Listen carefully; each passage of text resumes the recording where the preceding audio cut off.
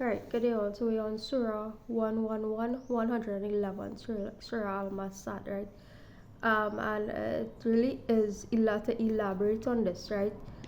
It is reminding us, right? Reminding us of the concept of having mercy, right? Reminding us is a remembrance because we are in a process of remembrance right now, right? So we are being asked to remember the concept of mercy as well as the concept of facing consequences to that which we do. So both are intertwined. As I said, if you look back on my previous videos, both are intertwined. One, right? Because you can't have mercy being always implemented, because it causes people to continue repeating the same form of actions over and over and over, right? You're doing wrong and you're always receiving mercy. You keep doing it over and over and over, right? So Allah, God, will administer mercy unto you, or people around you will administer mercy unto you, right? Until, right, if you keep repeating the same things over and over and over, you will be dealt with, basically, meaning you will get your shake up that you will say, hey, this is definitely my last time of doing this kind of nonsense, right? So this is what this is about, right?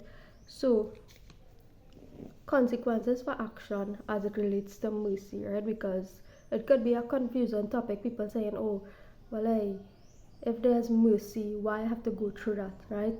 Like I said, nobody is missed, no individual is missed, right? In terms of their particular journey and how their karma has to play out upon their journey, right? Or consequences, right? So, right. So we'll jump to verse 5 on this, and it talks about, right, something that looks like suicide through committing suicide and so on, right? One of the ways in which people commit suicide, right? And it is just a recommendation to not do this, right? It is anti-Islam, right? It is anti-God, right? It is actually anti-Allah, meaning like killing yourself, right? And thinking that you are doing it for the sake of God, right? Thinking that you are doing it for the sake of Allah and so on, right?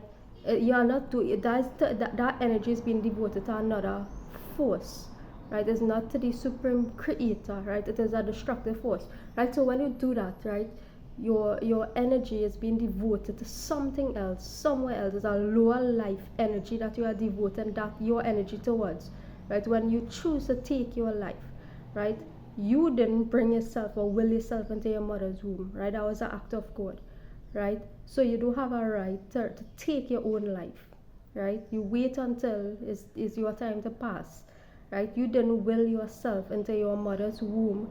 God willed you into your mother's womb.